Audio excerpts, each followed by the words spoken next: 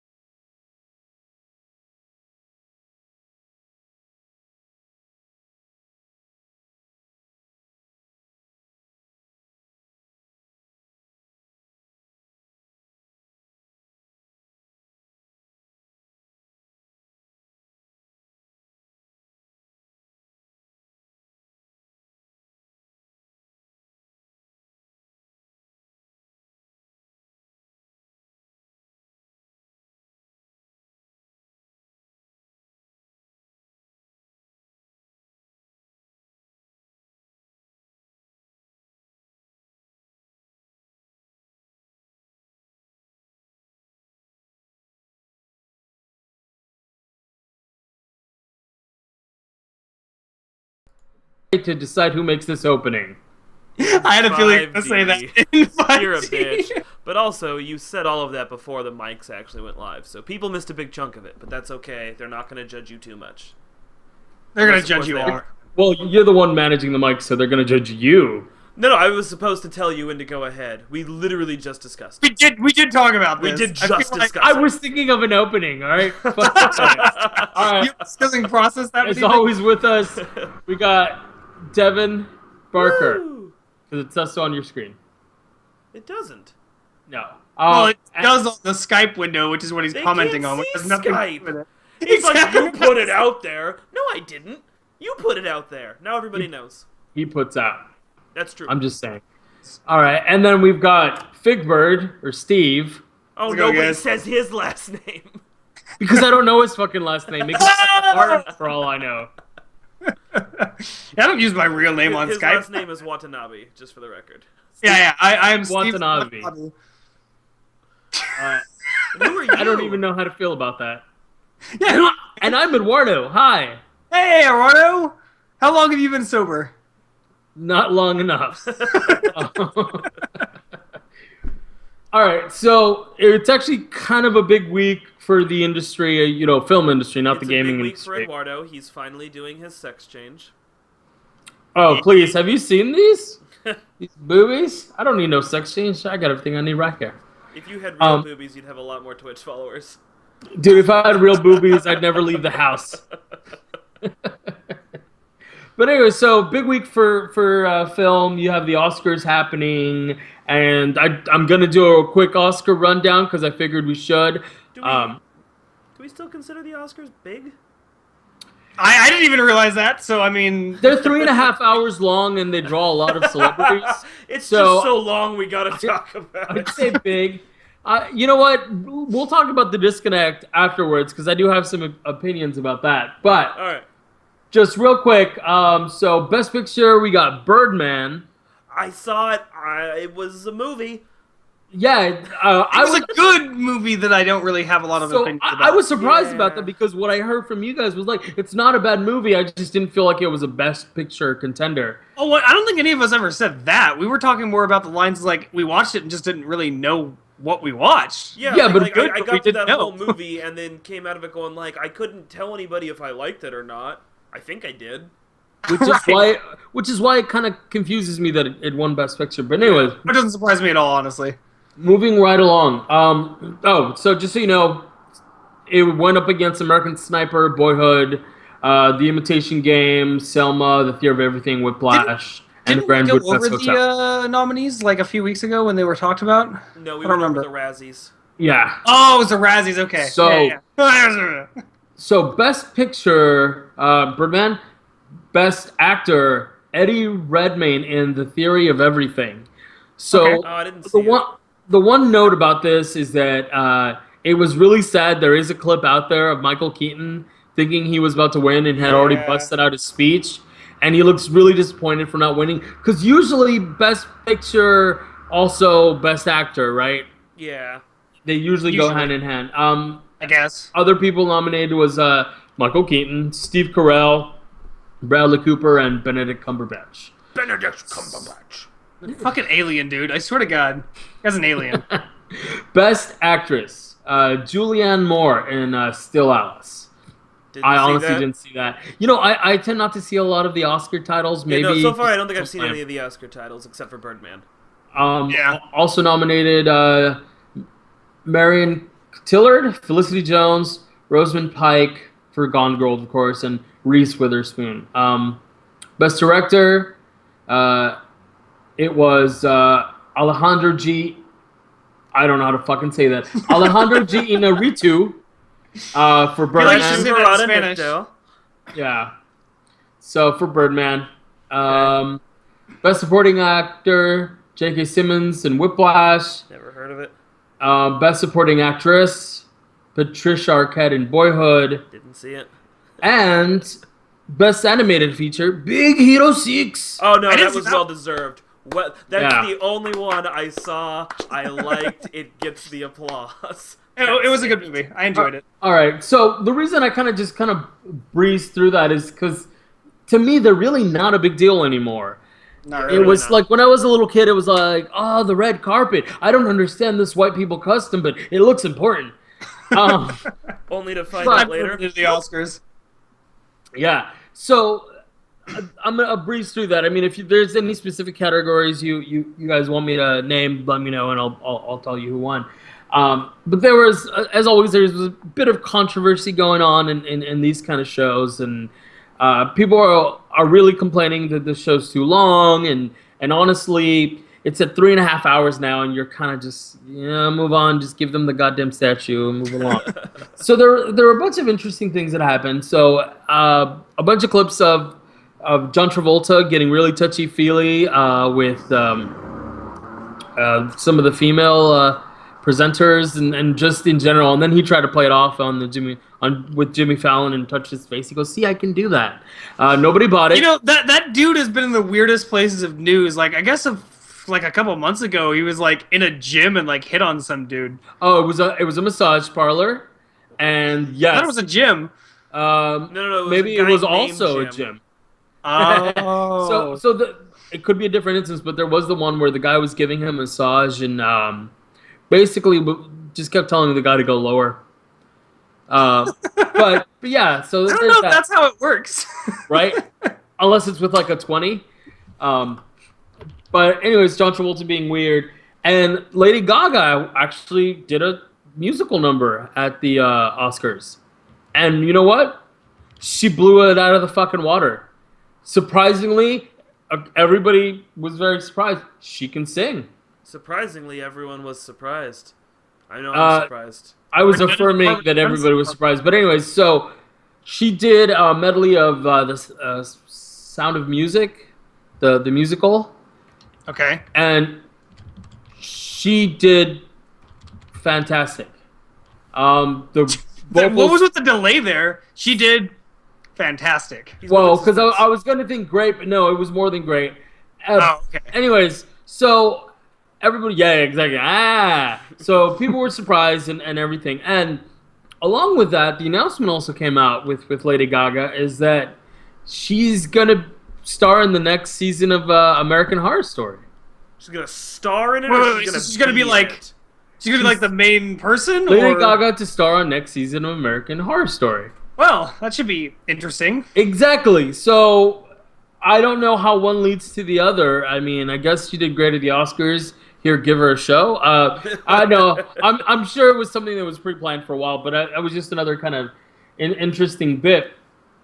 So anyways, based upon this, there was a Fox News anchor that was talking about Lady Gaga's performance, and she just happened to drop a racial term because she goes, Lady Gaga did really great, and I'm paraphrasing, of course. She always does this, jugaboo music, and of course everyone was like, "What did she say?" And you can watch it in the clip. The person she was talking to, is an African American guy. He just goes.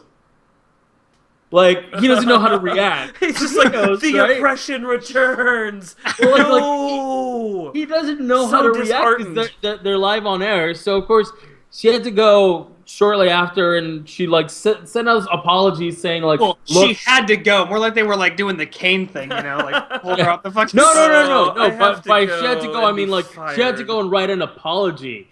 Right. She released one saying, "I'm sorry, I didn't really know what that meant." It's just a word I heard somebody use once and decided to casually throw out because I didn't understand how they were using it. Because people constantly use that term in such a friendly manner. Yeah, right. So anyways, I don't know. I benefit of the doubt, I guess. But anyways, it's Fox News, so who gives a shit? A lot of people, I'm sure. But anyways, so the Oscars, back to the Oscars. I kind of feel like a lot of the top movies just didn't show up. The ones but they never do. But that's the problem. And we're getting to the point where that's why the viewership is down, right? It was 18% less than last year. Well, and that's huge numbers. I guess I'd be curious what the numbers are if you include VOD watching and things like that. The people, they're legitimately not coming back to watch. There is Oscar clips, and I'm sure a number has moved on. Just I'll get it online tomorrow. But more what I think it is the lack of representation of popular movies. But it's hard to have a category for most profitable movie of the year. You know what I mean? You're getting an award for making a bunch of money because that's what you're doing at that point. Yeah. I agree. Honestly, I would prefer to see an award show where they're like, dude, Guardians of the fucking Galaxy, because did you see it? But this isn't about that. The Oscars are about art. They're looking for classic movies. But that's just it. I don't think that's valid anymore because this was described really well. One of the articles said it's no longer a celebration of the arts. It's a basically Employee of the Year award ceremony for the acting community. It's their ceremony. They can do whatever they want with it. That's true. There are tons of other award shows that are awarding these things that aren't watched as much. The Oscars are a thing that they created. They can do whatever if they want to tank the Oscars, fucking tank it. And that's exactly what they're doing, right? Like they're taking the Oscars, and because it's maybe the Academy Awards will be the new coveted prize. I know, but it goes along with saying that these other movies aren't art just because they're more entertaining or just because they're more mainstream, right? And it just seems like old school versus new school bullshit that we see in gaming as well, right? True. Gaming is an art because it's this thing that kids play with and all that, right? I mean, you see it in music, you see it in everything. It's in all of the creative pieces. Like, I mean, the television was having the same issues when it first started to become a thing. And I'm sure radio had to deal with similar stuff. I'm sure even books had to back in the day. Yeah, but it's a thing. The internet as a whole, but Twitch is getting that right now. It's a stupid fad thing, and it's never going to stick around. But we're still here. We're still doing it. I honestly think that they need bigger than ever. They need to do a little reformat for the Oscars if they want to save it. But honestly, at the end of the day, like my whole stance is, it's your award show. They know what the people want. It's not like they're not clued into don't you think people would rather watch a thing where all that stuff they spent money on gets recognized instead of the weird art house shit that made like $10? But they don't. For me, it's not even about the money. But see, I actually kind of like the idea of having a show that's about more artistic stuff because at the end of the day, it's worth having. It's worth stating those things. It's worth awarding people who are willing to push boundaries and make things interesting. Like, what was it, Boyhood? It's like a 12-year project or something ridiculous. Like, that's a really cool thing to have had done. And if there weren't these kind of awards, do you really think that would actually have happened? Include them, but also include other things. Shit wasn't even nominated. Well, I mean, I'm not talking about whether things should be nominated or not. I'm just saying that the value of an art-based direction or show is worthwhile. You can't, because then you get into elitism. Jeez, I can't even say the fucking word. What do you mean so? They're allowed to do that though. Like I'm saying, you're we need to fucking fight them and tell them to play our shit. Oh, it's their show. I'm saying that if they wanted to stop fucking failing, they should start including all these other things. Because some of the movies, the Oscar movies, they're not necessarily great. Where does the artistic stuff go to get recognized now? If we're just going to give it to Iron Man and Guardians of the Galaxy every year, who does the artistic one now? No, you don't just fucking give it to them, but you recognize that there are also movies. We're not going to put up Iron Man 2 there and be like, movie of the fucking year just because they made a lot of money. Iron Man 2 up for anything because we all fucking saw it and then we pretended like we didn't. But that's just it. I'm saying, you don't put them all up there on the merit that they won all the fucking money. It's not about how much money they made. It's how good of a movie it was, right? So put them up there. Give them a fucking chance. That's what the MTV Movie Awards are for. Oh yeah, because the MTV Movie Awards are totally legit. That's where they're being recognized. That's like the American Idol. That's like the American Idol of fucking award shows. You know that, right? Yeah. I mean, it doesn't matter. The point is, it's an award show that goes more for the artistic side of things, and that's something that I think we should keep around. Whether it gets a shit ton of views or not doesn't really matter. I don't know. I'll definitely disagree. I mean, my bottom line comes back to exactly what I was saying. It doesn't matter about the views. It matters about recognizing people who did something special or something different or something artistic. Because if we don't do that, then what's the incentive? Bringing all these artistic movies up there. I just think that it shouldn't be only artistic movies. Because other movies are also good. Oh, you're right. And I feel like those movies are still being recognized in various other ways. I just want there to be more movies about sad clown cowboys riding up to mountaintops and eating pudding. What movie was that? Exactly. Exactly. Just made it up. All right. So, anyways, beyond the Oscars, there is one thing that I wanted to bring up, which is a lot more related to gaming. Loosely related to gaming. It's totally related to gaming, but it's not. I feel like it's not related to gaming. Because actually, it is very related to gaming. So, we've all heard of Gamergate. Yes. Okay. And I mean, that's been a big fucking deal. Done with it. And I'm not going to get into that. I've avoided most of the thing. The reason I can't talk about Gamergate is because I haven't read any of the details, and I'm not an asshole and I'm going to comment that way. But there was something that happened recently that was kind of called everybody involved in Gamergate out, and kind of both sides of things. Whether it's the adamant fucking, no, you're wrong, or the other side, whatever the fuck. But the point is that there was an adult film actress that put out a video on YouTube. Her name's Mercedes Carrera, and she basically... Which is not a car. No, Mercedes Carrera is not... When he brought this up to me earlier, I would have put money down that we were talking about a car. We were not talking about a car. Well, isn't Mercedes a type of car? Mercedes is a brand of car. And then when you say Mercedes Carrera, I thought we were going to have news about cars, and I was going to get a chance to take a nap. Carrera is a model of car, so I mean, I could say. Yeah, anyways, continue. Also, I should mention I don't know anything about cars. No, he owns one, but that's about it. Anyways, so she came on YouTube, adult film. She came all over YouTube. She put a video on YouTube talking about something that I actually wasn't aware of until this video. Is there's another film actress. I'm not going to say the name. I'm not going to get into that. But someone broke into her home. 2 teenagers broke into her home, held her family at gunpoint, and then sexually assaulted and raped her. And there was absolutely almost no media coverage about this.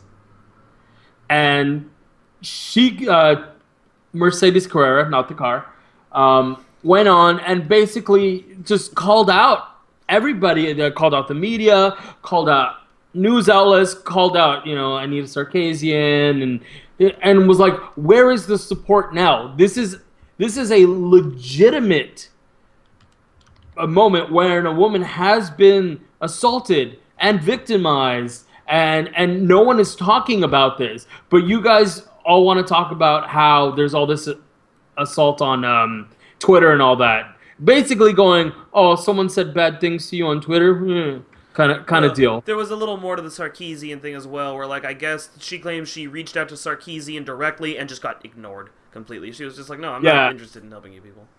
Exactly. So I don't want to make a whole thing about it. I just wanted to mention that. You should check out that video.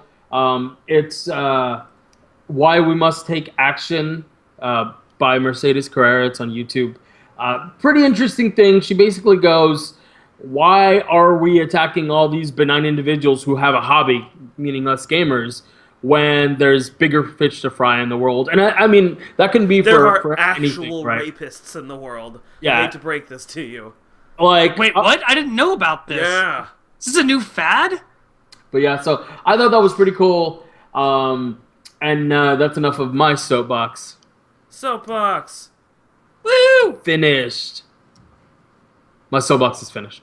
Now okay. I wasn't sure. I mean, you didn't make it very clear. Yeah, I wasn't sure what was going on. I was so lost and confused. Were you also dazed and confused? Jinx, you owe me a blowjob. No.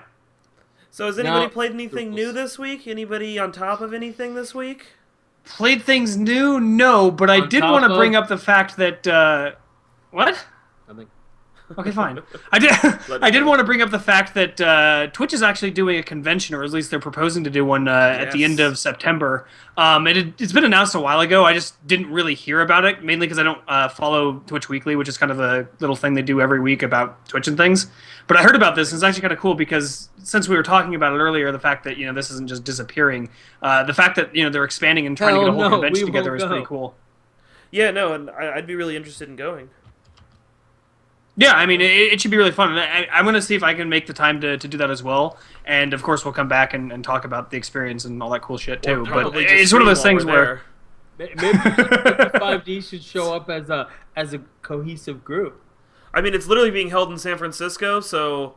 Yeah. Eduardo can walk. He's not going to, but... I can walk. I will bring a sign that says, "We're 5D." And then they'll look at me and be like, where's everyone else? And I'd be like, the royal we, bitches. Well done. yeah, that's pretty cool. Have they talked about like what are they going to do? Is it just a meet and greet, or are we talking about? As far as I've seen, they haven't really talked about what's going to happen or why you should go in person, because everybody's just assuming, well, everybody's just going to be streaming there, so why go to the convention?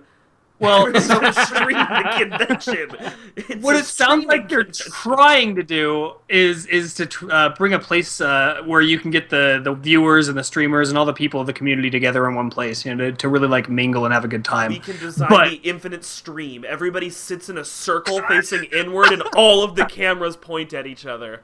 Oh, and my that's God. how we broke the internet. Is what our children will. You gotta make sure that in front or behind each of these cameras, there is a monitor of what it's showing. So what's happening is they're pointing at each other. It's doing like this sort of pentagram style, like bouncing off each other, and just making this big infinite stream. And all of a infinite sudden, stream. Quantum Leap was a real thing. Was that? I said, and all of a sudden, Quantum Leap was a real thing. Is that how that works? No, definitely interested. I feel like we should hit that up. Well, I'll be interested to see how many like esports venues or esports like representatives are going to be there, for example, because Twitch has become a really big platform for almost all of the major tournaments and things that come through that side of stuff.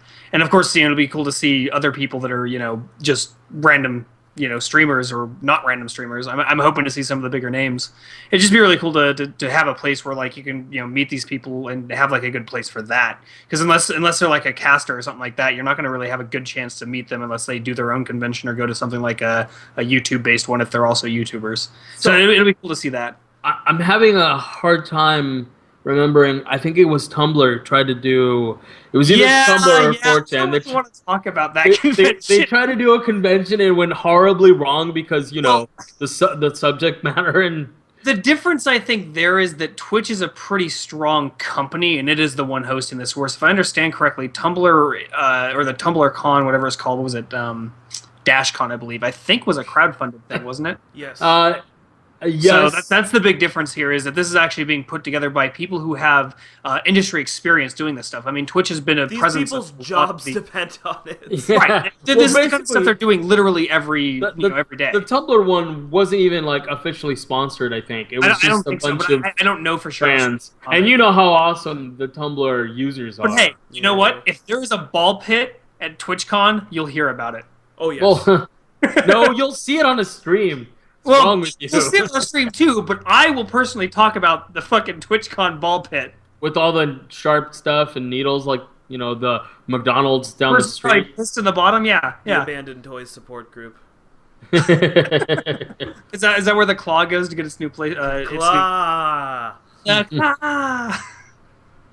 But yeah, no, TwitchCon, Twitch Expo, whatever, I'm down.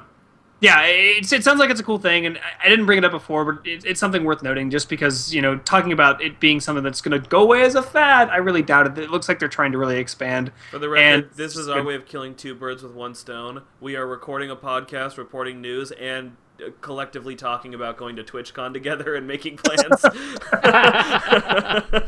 Two birds, one stone. It's not man. like Two Girls, One Cup, though, right? No, it's the same thing. Oh. Ugh. So nobody's played anything new though? Nothing new out? Nothing nothing crazy? Things that I played that are new. Not particularly. Most of my week has been, well, I guess I could talk about Heroes and Generals. I haven't brought that up on the cast before, and it's been a game I've been kind of getting more and more into recently. Do it. Yeah, I might as well. So Heroes and Generals is a World War II first-person shooter, which doesn't sound like much, like, woo, another one. But the difference with this one is... I've seen one of those. I know, right? They're not happening ever. No, but this particular game has the advantage of having a grand strategy element to it. So basically, there's like a global, server-side war that goes on that has all the sides and they're kind of fighting and things. And there are generals who can spend resources to fund war battles. And these battles are like the stage battles, which are like any traditional game, battle, but the difference is that the funds that go into it directly affect what kind of units you'll see in there on each side. So, for example, the general could be like, oh, I want tanks here, or you could say, oh, I want a recon squad, or be a douchebag and do the bare minimum and make it one-sided as fuck. But the point is that you've got this grand strategy element that's about winning wars, and it's a different take on it. And not only that, but the game mechanics themselves are pretty solid. It kind of sounds like Clan Wars. It's similar. There's been games that have done similar things like this. Most notably, at least for me, was it was the same guys that do Smite, Hi-Rez. They did a game called Global Agenda, and that game had Sounds like a conspiracy theory's wet dream. right. They had a global strategy style gameplay with the fact that the clans could fight over territories, and there was PvP battles over the objectives and things like that. So this isn't really an unheard of thing, but this is one of those early access experiences that I feel is actually worth noting because they put a lot of work into it. There was just a big patch, in fact, and it's actually a pretty fun game. And so what? It's another World War II first-person shooter. It's not like that's the worst thing you could have, I just like that they're bringing something different to it. It's like kind of mixing Battlefield with COD in a lot of ways, and that's just kind of cool. Actually, you just reminded me of another game I've been hearing about. Have you guys heard of Crowfall? I have not.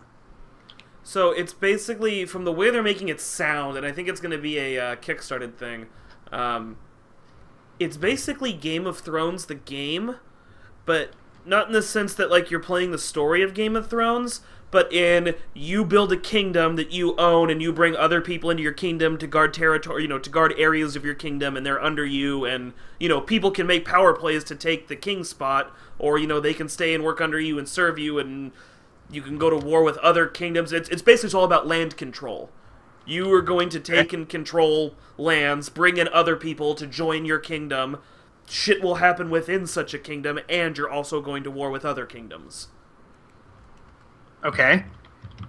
It sounds interesting. I mean, I don't know if it's going to be like RTS or that's what I was wondering. Is it going to be kind of another RTS, or are we looking at, third person or something? Let's take a look. I mean, but the premise at least sounds cool. If they can really deliver the kind of experience like I'm building in my head right now. That's always bad, dude. Don't raise your expectations. I mean, no, fair enough. That's when you get a Ubisoft game, right? Ubisoft games. I've been playing a lot more of Far Cry 4, and I realized it's coming up everywhere. People just like want to re-bring it up right now. I'm like, that game is like from September, man. Oh, I was gonna make a comment about how the only reason attacked you. The only reason I haven't finished that game. It's an MMORPG.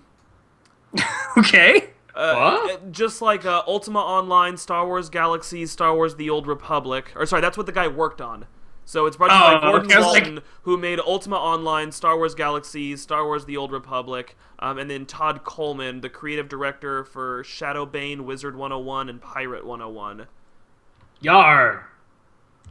Sorry. So, the world of Crowfall feature unique maps, rules, and victory conditions. Every world is different, and players join teams, which are factions, guilds, or noble houses, to vie for control of each world. They call it a throne war simulator. Okay. So they're actually kind of saying this is like a newer type of thing, I guess. You know what it honestly sounds like? It sounds like Vampire the Masquerade, but with a kingdom. A lot more social, a lot more build your empire kind of deal. Yeah, because it looks like you get a main hero, because they're talking about like roles and multi-classing and things, which is going to be available.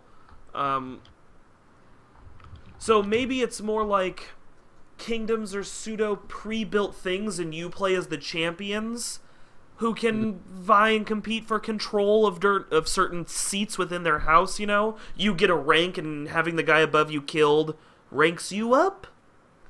Okay. Maybe. I wonder if it's going to be combat-based or if it's going to be strategy-based in the sense where, like, you just have to maneuver a political scene. Wow, check this out. Each campaign world exists for a set duration, typically 1 to 3 months. Okay, so it's kind of like seasonal. Oh, okay. There are 2 types of worlds. The campaign worlds, which produce materials, stone, iron, and wood, and the ethereal kingdoms, which are barren and barren of resources but last forever. So it sounds like it's just like a battlegrounds and then like the grand sort of aspects of it. Interesting. I mean, when it gets a little bit closer to coming out, or did you say it came out? No, it is not. It's not out yet. Oh, okay. They're still collecting for the Kickstarter, I guess. Oh, okay. I see. It's a Kickstarter thing. Yeah, so they're looking for 800,000. They're at 621,000 with 28 days to go. Huh. Yeah, I'd be They're interested to see getting where there. something like that goes. Yeah, I might actually pitch in for this. I'm Yeah. always willing to pitch in a little bit for a decent sounding Kickstarter game. Yeah, I have a hard time getting into that stuff right now. There's So- been a lot of And like gentlemen, bad there's apples. your plug. Where's our check? All right, hold There's on, another hold on. early access game I do want to bring up, but go ahead, Eddie. Speaking of Kickstarter games, have you guys heard what's going on with Peter Molyneux? Oh god, Fucking- just oh my god. just- Do we really have to bring that guy up? No. Fucking go. So there was a website that I'm sure other people have heard about already. And here's the plug for you too. Is it Rock Paper Shotgun? Have you guys heard of this website? I've heard No, plenty I'd about like to. RPS. Yes. Okay, so apparently he does interviews and they're very poignant.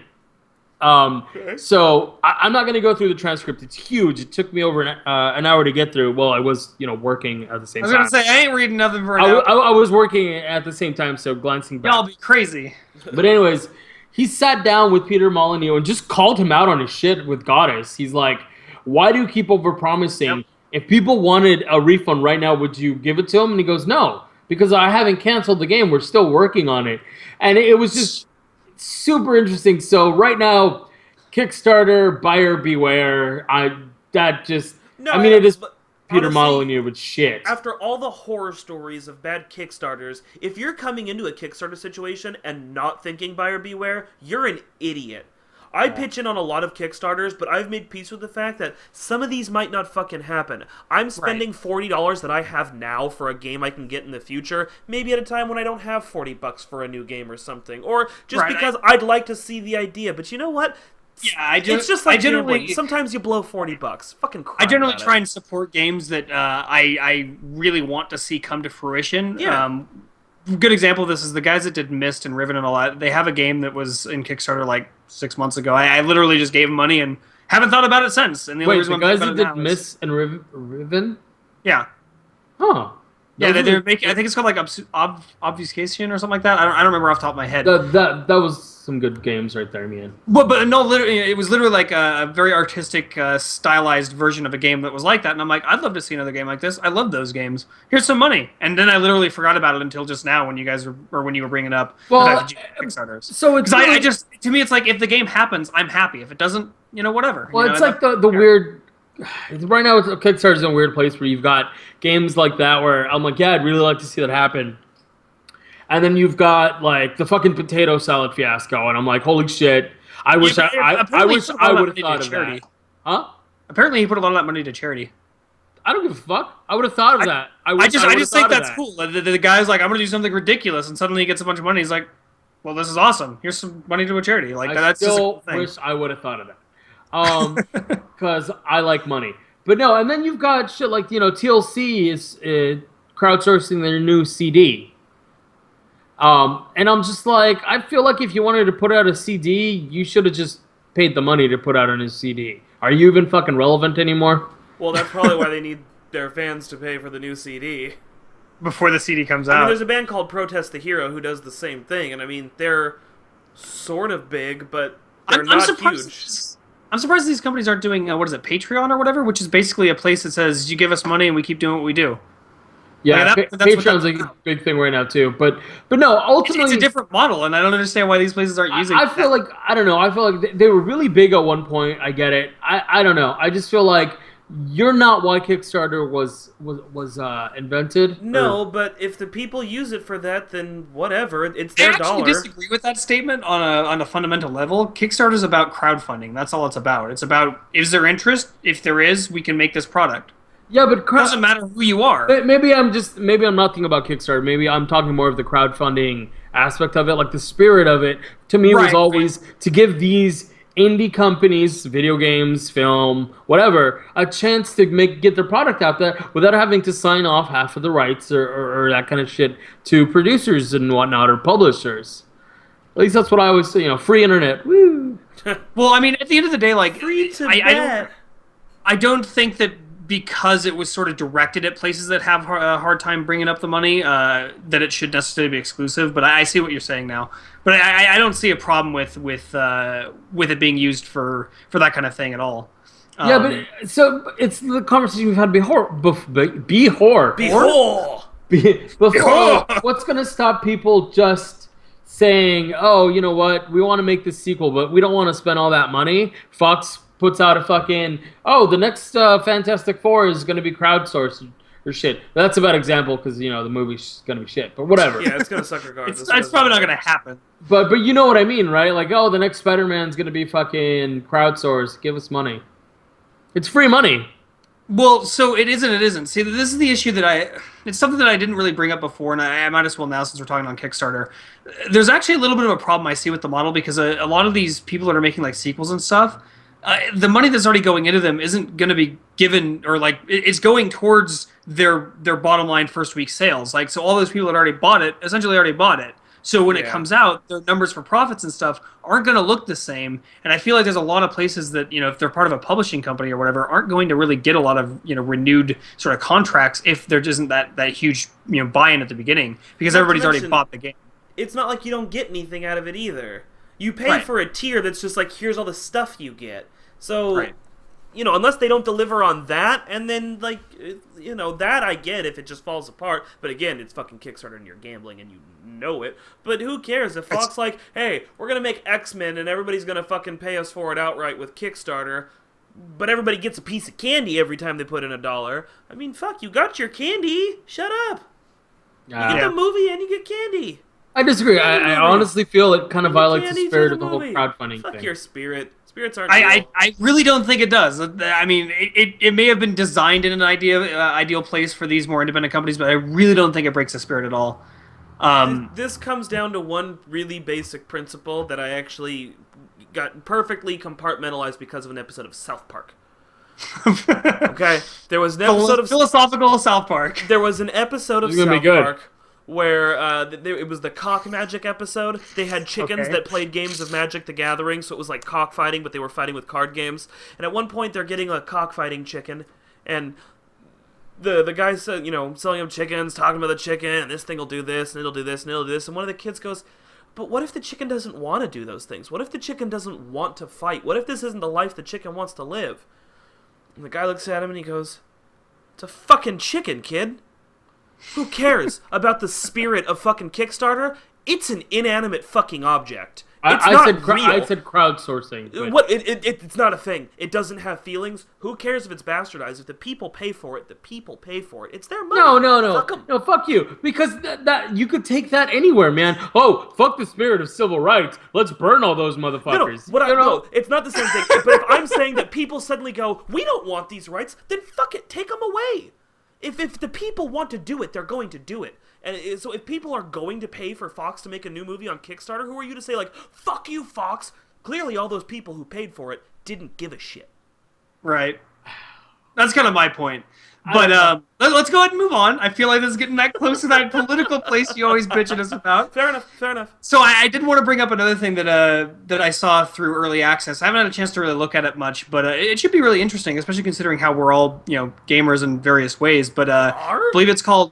I know, right? I believe it's called Virtual Tabletop or Tabletop Simulator, one of the two things like that.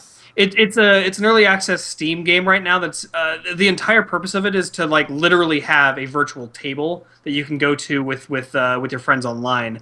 The idea is that idea I had like fucking 2 years ago, Devin. That we were trying to get someone to build. No. So the idea behind this is that it's essentially a tabletop that you could build with workshop support, various like modules, and these modules would do things like, for example, you load up a chess set, and it's literally like a chessboard and the pieces, but the rules of chess are not imported into the game at all. Like there's a social contract that you'll abide by the rules. This also means you can put all sorts of weird house rules into your game. So instead of having a game like that's running the mechanics of the game, it's just running like a physics sandbox of these pieces. And this can be really interesting for a lot of things, including, like pen and paper role playing, for example. You got a dice mechanics, you got like a mat on the thing, and you can, move, the pieces and do all those sort of things without having this like game to direct and make sure you do certain things. So it opens up a more free-form style of gameplay. But also, if it does have a decent and easy to use workshop support, you'll get this advantage of having things like Cards Against Humanity now can be played by 17 people all across the country, or you can see things like Coup, which is a fantastic game played with people who aren't in the same room. I mean, there's all sorts of cool things you could do with something like this, and I definitely have to look into it a little bit more because it sounds fun. sounds awesome. I'm totally in with you. Yeah, no, it sounds interesting. It reminds me of the thing. There was another kind of tabletop map editor that we went in on that I don't know if it's even gone to publication yet because Kickstarter gamble. Yeah, Right. Where's my copy of that, by the way? We only got one account because we were going to do it together, and I sent you the creds a while back. So, anyways. You have to resend them.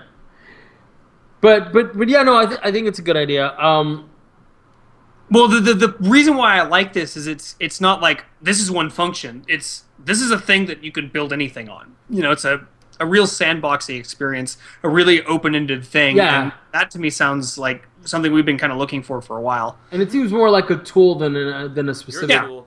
game, right? Thanks, Devin. You're the band tool, Devin. I don't know what that is. Groupie? The band tool? Oh, the band tool. Music. You don't know who Tool is? Of course you know who Tool is. Music band tool. I get what you mean. Jesus. Yeah, they suck. I was insulting you as high as insult I could, and you just it went right over your head. Dude, No. 'Cause I know how much you hate Tool. I do hate Tool. No, if you want to insult him, you tell him his mom goes out with Squeak. Or you could just call him Did Metallica. you just make a basketball reference? I did. I haven't thought about that movie in years. Oh, dated reference Air 5. Woo. Yeah. Now I need to rewatch that movie. Oh my god. Steve, do you feel left out? Do you not know what we're talking about? I don't, but I don't feel left. Oh, you sad little man. Basketball was the best movie ever because it stars the two guys. I think I've seen it. It stars the two guys who made South Park and Yeah, ska I've seen this. music. My sister was on those guys in that particular movie, so I've seen it, but that was so long ago, and I don't really have so much space in my brain to You know remember what? this. At least it wasn't an Orgasmo reference, because Jesus Christ. That's even older. Oh, that movie. No, Cannibal the Musical. Ugh. I was not a fan. So you guys got anything else on the plate? I think my plate is empty. No, actually, I have something Oh, I wanted to motherfuck. talk about. No. So, I talked a little bit beforehand about this, but I talk a little bit in the backhand. speaking of, I listened Really? to It's about tennis? a 10-minute podcast. About tennis? No, not about tennis. Why? Who would do that? Anyways, it's on and here's a little plug because guy does good stuff. It's on Skepto.com, and he basically debunks myths, conspiracy theories, that kind of deal, right? Ooh. And he was talking about martial artists that fight with their chi or ki or whatever, however you say it. And he talked particular about this video about an old 50-year-old man who he's got all his students coming up to fight him, and he waves his hands, and they fall back like they've been struck by real hands and shit. What's interesting about this though is his name is Kai Master. God, I can't fucking pronounce this. Kai Master Ryukara. I feel like you should practice in front of a mirror before you get on the cast these days. You guys are my mirror. But anyways. I feel sorry for you. He, honest to God, you look at this in the mirror? I'm sorry? Never mind. But he honest Fucking to God. Crickets. He honest to God believes that he had these superpowers. And so it's a YouTube video. It's KIAI Master versus MMA. And what this master did is he put out a challenge saying, I will give any MMA fighter $5,000 if they could beat me in a fight. And if someone actually took him up on it. And somebody was like, I get to beat the fuck out of this guy and he's going to give me $5,000. I'm not an MMA fighter, and I would have shown the fuck Yeah, up. I was thinking the same thing. Yeah, so it was... It was holy shit. I didn't know how to feel at first because I'm sitting there. It's like when something bad's about to happen, like that motherfucker's gonna hit by that car. You're like, should I say something? No, all right. Anyways, but so they come up and you guys can watch the video on YouTube. But they come up, they shake hands and do their thing, and they start fighting. And, this is after like 2 minutes of a demonstration where all his students got blown back by his power or whatever. And they start, like, I don't know, 10 seconds in, the MMA fighter punches him in the fucking mouth. And the old man's sitting there and he's holding his mouth and looking at it like he's in complete disbelief. Holy shit. Like, complete disbelief, like, oh my god, he actually hit me. I haven't been hit in years. And the guy totally bought into it, and it continues. And at one point, the guy just, like, punches him in the face, knees him, and when the dude falls down, because, in MMA, just because they fall doesn't mean you stop hitting them. So he gives him a couple more fucking punches. And the dude's out. The guy got his $5,000. It blew my mind that he honestly couldn't fucking believe that this guy had actually hit him. I'm like... So I watched this video. It's a lot of standing around. There's a lot of standing around. It's just like some dude standing next to some other dude, and like a guy's doing like this or whatever, like in his kung fu stance, and like they just stand there for like a minute, and you're like... And then a guy punches the other dude in the mouth, and he goes, "Oh, I'm hurt." And then like they get like back in their stances or whatever, and it's like, what do you want from me? And the guy just beats him down, and he's just like, "I'm done." And he lays down, and everybody's like, "Woo!" Like there's a lot of standing around. So the best part that I like is at one point he's sitting there in his kung fu stance, and he waves his arm at the other guy, and the other guy is like, what the fuck is that supposed to do? Like, he honestly thought he was going to wave his arm and the other guy was going to fucking fall down and just get... So I thought it was hilarious. This guy got paid $5,000 to beat the fuck out of an old man. I felt bad for him. So I brought this up when you were showing us the video. My favorite part about it is the first, like, highest rated comment on the YouTube video, which is basically a guy saying, like, "Oh, man, what people don't realize is that this guy totally threw the fight. He doesn't need money. He's just..." And it's just like... Okay, so... either A, this guy's trolling and it's funny, or B, this guy's serious and I just don't know what to say. I just noticed, but the user's little picture on YouTube that did that comment is a guy throwing chi. Like, right. I think motherfucker is serious, right? He said, like, serious. Many people here don't seem to realize that Master Ryukarin deliberately lost this fight. And he was like, oh, he could have easily won, but, he didn't want to hurt the guy, and he likes honor more than money. I was like, I like money. I would have beat the fuck out of him, too. I don't know. Yeah. So it was kind of sad to watch, but I just thought it was funny. I wanted to bring that up. Homeboy got the fuck beat out. Whatever they want to believe. Yeah. That's all I have to say. I just want more videos like this. I don't. There was a lot of dead standing around time. Like, let's just call it. But if they make a bunch more, they can just stitch together all the interesting parts. Exactly. Getting a shit beat out of him. So we can just watch like a compilation of a dude getting punched in the mouth. It's like watching those Fell compilations online. Fuck going to Fell blog and sitting through the whole thing. You just have some dude put one together for like an hour and just have it. It's like watching a cum shot compilation. Except for it's not. I feel like nobody has to feel dirty after this.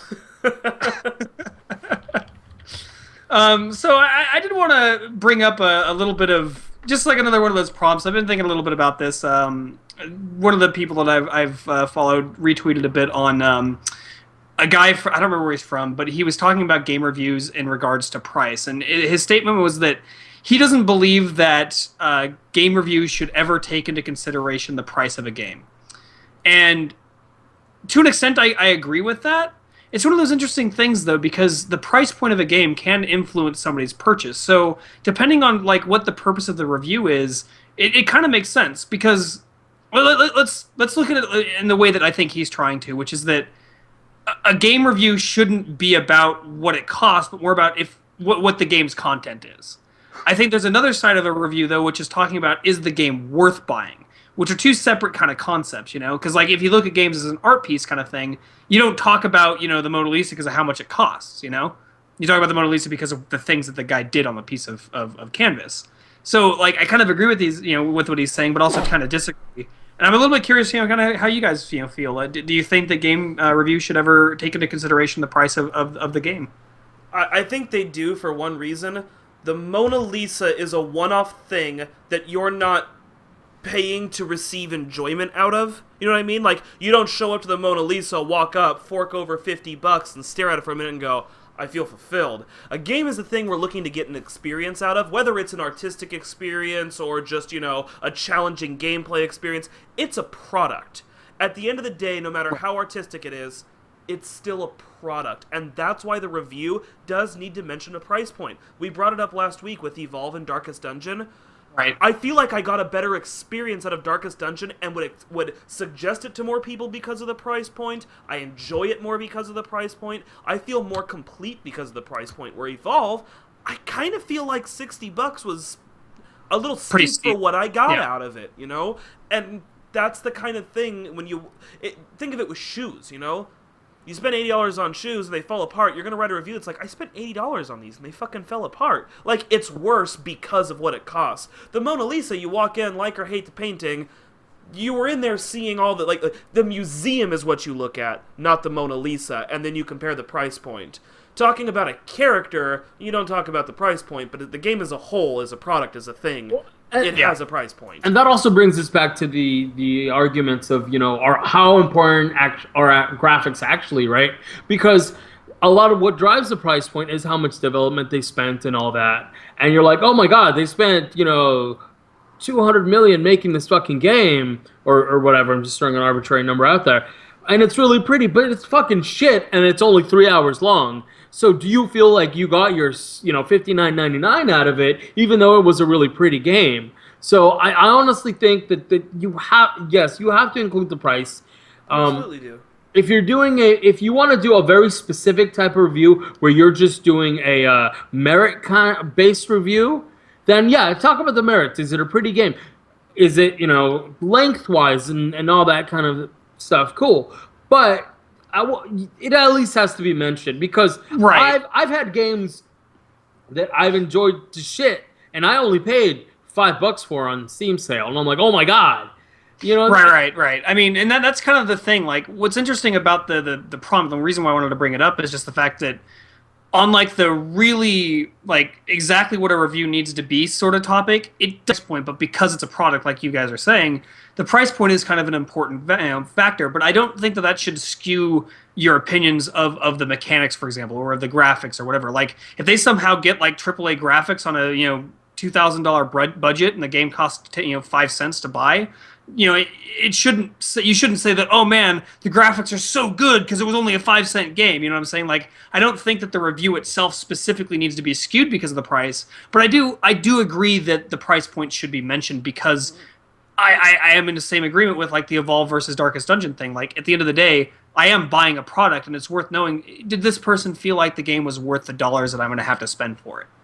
You know, like that's kind of my thing. Is I think they're kind of two separate sides of stuff, and it's just, again, like I said, it's an interesting thing because I can see merits on both sides of that. You know. Think about, so I mentioned it before, and I actually butchered the name before. I called it Leaf. The game's called Flower. But if Flower costs $700, and the reviewer was just like, dude, it's this beautiful game that plays really smooth, and then you went to go get it, and it was $700, you'd be like, why didn't he fucking tell me this game is $700?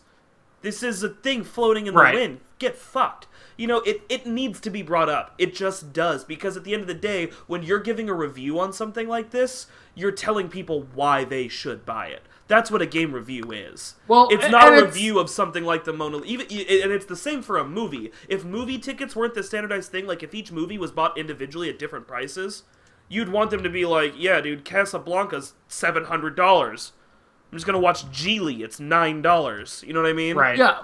Well, sticking with the movies example. So you look at some of these indie films, and you're like, holy shit! Look at what they accomplished on a $15,000 budget versus look at the crap fest that Transformer movie was on a $500 million budget. The price is definitely relevant. So you've got the first Paranormal Activity. I wasn't scared, but I was impressed because I knew that they had only spent X amount on it, right? So I was like, these effects are great for what they pay for. Are they great if you put it next to a fucking like horror movie? No, not like a big budget horror movie.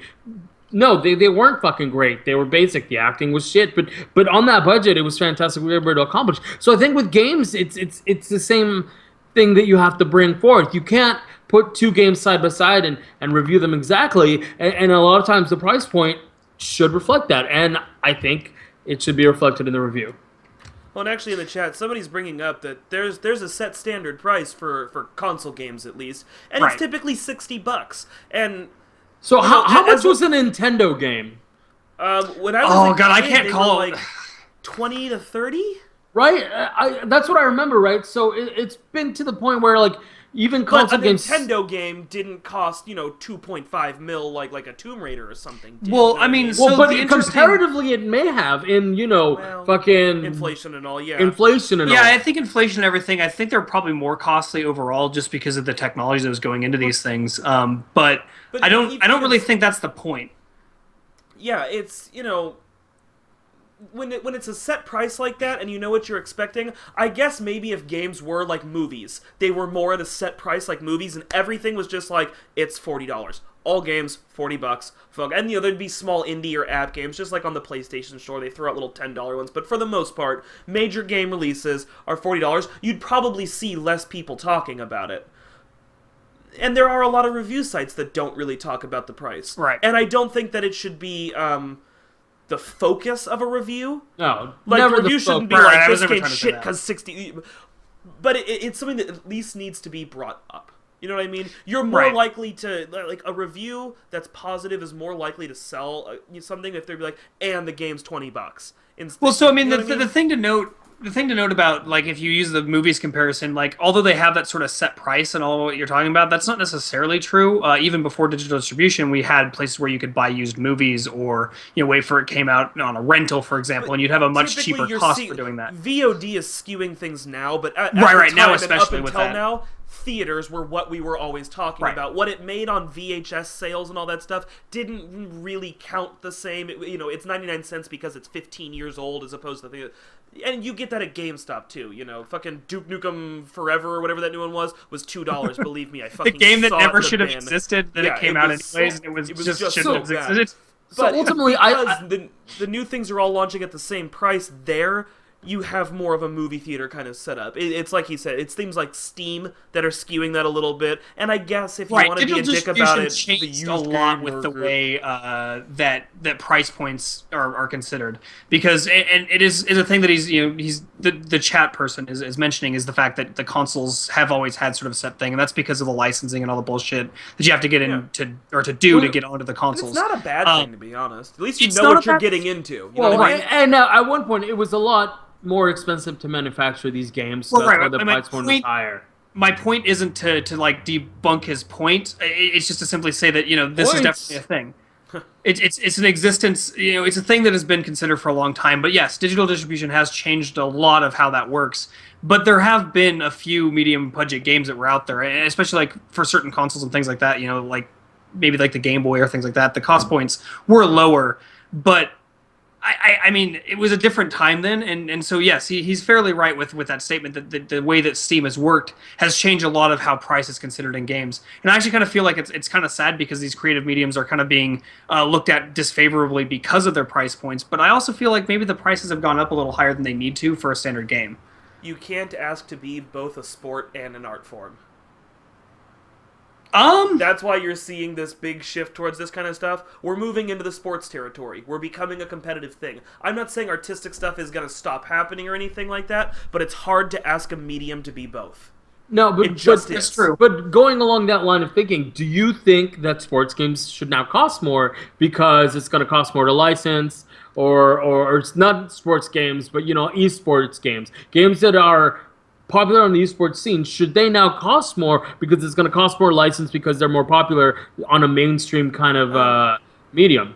That's kind of a weird skewed thing because honestly, most games can't even get a standard pricing kind of thing down. You have pay by the month RPG games, you have free to play MMO games, you have free to play MMO games, you have freemium games, you have games like LoL where it's free, but you can spend some money on some things if you want. You have set price games on the consoles. You have Steam just kind of going like, yeah, this one's $60, that one's $20, this one's $5.99 this week. Like, to say like, oh, that one's gonna cost more because it's an esport. There's already things that cost more than other things because whatever fucking reason it falls into whatever category. So sure, like why not? We don't have a set scheme for this anyways. The market is so ever changing that it's hard to do.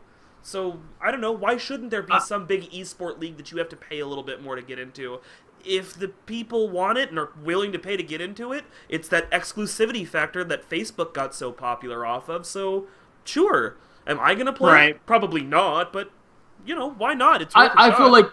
feel like the price point should be part of the review, but it shouldn't drive the review. Like, Right. If at the That's end exactly of it, what I was trying to point if out. at the end of it you go, this game right here, I really love That's this a game. phone. Yes, It's obviously. the phone game. It's a phone game. Oh. There are games on mobile now. It's a whole thing. I know, fucking Well, I know, casuals. but you pulled up a Casuals. phone and said this is a game. Like, sure, it's a game so you're device, like, oh, this but... game. The review would be like, oh, this game is good, but at a price point of $60, I would buy it used or some shit like that. I feel like that's a fair statement. Right, and that's kind of what I was trying to illustrate, is that I think that the cost point of a game is not something that should change the way you describe, you know, its mechanics, its gameplay, etc. But something that should be considered in the is this worth paying for at full price kind of thing. So I don't know, that's kind of how I feel. I agree. It's just it gets really touchy, right? Because we've talked about movies getting cheaper because of digital distribution. That's something that they should just do.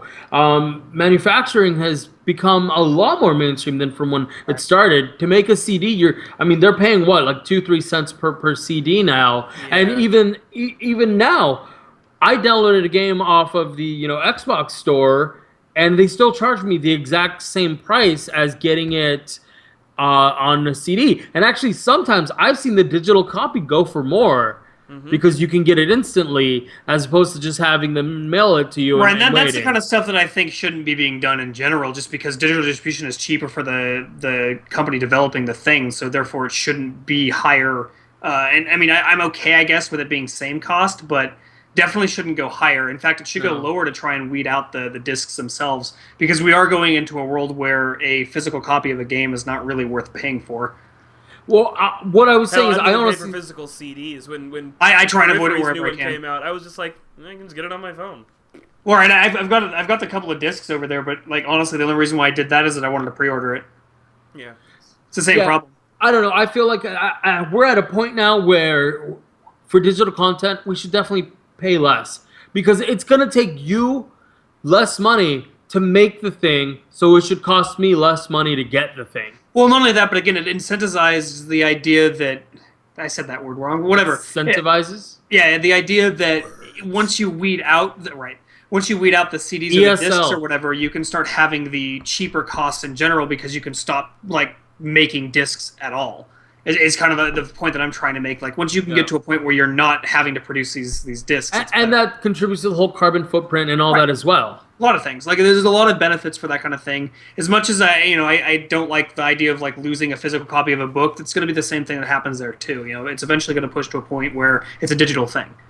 But the media is a better place to make that shift more immediately, because it just is. Yeah, I also think that games shouldn't cost so much to make anymore, right? Well, that's actually one of the things that's interesting about this kind of thing, is that a $60 price point for a game, like, I don't care if the graphics are so real that like I feel like I can poke the pimple on the chick that I'm playing with or whatever. Like, I would rather What have kind of a games game, are you playing, bro? you know what kind of games I'm playing. What was that There's the pigeon game? tentacle hentai Justin Bieber Ethiopian games. I'm all about it, dude. Fucking No, but lit. in all seriousness, like, I don't care how much fidelity the graphics have, as long as they look good, but it functions properly. I'd rather have more of the development go into the mechanics of the game, the story of the game, the things that really the meat behind the sort of flesh. Like, I'd rather have that. And I think the problem is a lot of these game companies that are putting out these huge products that are huge budgets and stuff, I think they focus too much on the assets, and they don't focus enough on the content of the game. And that's, I think, what we were running into with Evolve that we've mentioned a couple of times. Like, the game is definitely beautiful. There's a lot of wonderful stuff there. Like, you feel like you're in this world. It's very, it's definitely a place. Like, you feel like you're there. It's a thing. but that's all it is. It's a face. It doesn't have a whole lot of the depth that it could have had if they put more time in developing different game types or different ways that the monster and the hunters interact and things like that. Which is kind of the reason why it's sad to see these price points be, or the AAA studios be like, well, we're making a $60 game and it's all going to go towards this, as opposed to making the game more interesting. And that's just sad. Somebody pointed out, and I actually hadn't put this together, but those weird game modes like Nest and Rescue and stuff, those are only in that campaign mode. You can't do those in Skirmish. Yep. So they developed this whole thing, but it just needs so much. Like, I would rather see a longer version of Nest in Skirmish mode, because I would rather play that to Hunt mode over and over and over again. But when we were playing campaign yesterday, we were on for 2 hours, and we basically did, 3 rounds of campaign the whole time? It's just and when we were playing, when we were playing before, I also mentioned a little bit of what I'd like to have rather seen, which is more of a focus on the Left 4 Dead style of experience, because that game gives you a lot of objectives that you're moving around and doing, and then if you're playing in the PvP aspects, you get to interact with those players and try and mess that up. And there's times where you're just running through an area, then there's times where you've got to defend this area, and there's times where you got to do these 3 different things, and if all those were in one streamlined sort of event, that could be a much more engaging experience, especially in such a well fleshed out asset filled world. That's kind of the sad point about it, is that if they built something that had this more drive, oh man, I really want to, we just got to do 2 more feet, kind of thing, and that's where you get down, you feel I lost, but you feel like you got really close, kind of thing. Whereas right now it's it's because it's all about down, or it's not. It's basically all about how skillful the monster is. It basically becomes mostly you got your ass kicked, you killed it really easily, and then that really rare chance where you have that really good hunt, and those are the ones that you go, fuck yes, this game's great. That's all it is. For me, it's more, I wish the game were balanced better, because Wraith or whatever it is monsterly overpowered. I have yet to be part of any game where we killed that thing. Right. It's murdered us consistently. And we've played with tons of different people in tons of different ways. Hell, even the computerized version wrecks our face. That's the most ridiculous thing. It's just so fucking broken. And they're like, it's done. You did an alpha and a beta. Nobody brought up that shit was fucked. Come on. And then I'd rather see something more like Here's the Storm. There were lots of different game types that shuffle up randomly and go. I wish Skirmish was more like that. And it's cool that they have Nest and Rescue, but the game has a total of 5 game modes. Maybe only 4? I'd rather see even something like Payday, a rotation of 12. Jesus fuck. But 4, and they were just it's never the same game twice because of all the shit. There's 16 possibilities, man. It's not fucking in depth at all. Well, so that's what makes it interesting when you compare this to Left 4 Dead, because Left 4 Dead is a lot of the same thing, but because of the way the AI director works, and it just feels a lot more fresh every time you play it. I played a lot of that game before I started to feel really competitive about it, even though the events are all basically the same thing. The fact that the tension was always varying in so many different ways, the way Payday works is similar, but not quite to the same level, I feel, just because I really like Payday though. I think they're both good games. It's just a really good thing. My problem usually with those kind of just turn-based, not turn-based, sorry, session-based games where you're just doing the exact same thing over and over again. I just get so fucking boring. But with Payday, the progression and the fact that everybody had individual skills and there was stuff that you can be counted on. It was great, and you had a goal that you could easily achieve in many different ways, depending on the kind of player you had. But with Evolve, I just feel like you're just fucking chasing the clever girl the whole time, and it's running and running. It gets boring to me. I mean, I'm actually kind of... You're right, the running does go on a little bit too long sometimes, and there's... Some of that is because of the players that are in there, and some of that is because of the way the game is designed. Sometimes I'm kind of hey, that was you go back and you watch the little replay, and I'm like, wow, Homeboy really did just fake us out the whole time, and it's our own fault. And other times I'm like, we were right behind him the whole fucking game, and just couldn't catch the guy. So again, it's more of that balancing stuff. They had an idea, and they ran with it, but they didn't stop to think, did we put this together correctly? Did we really it feels like a lack of substance, and that's where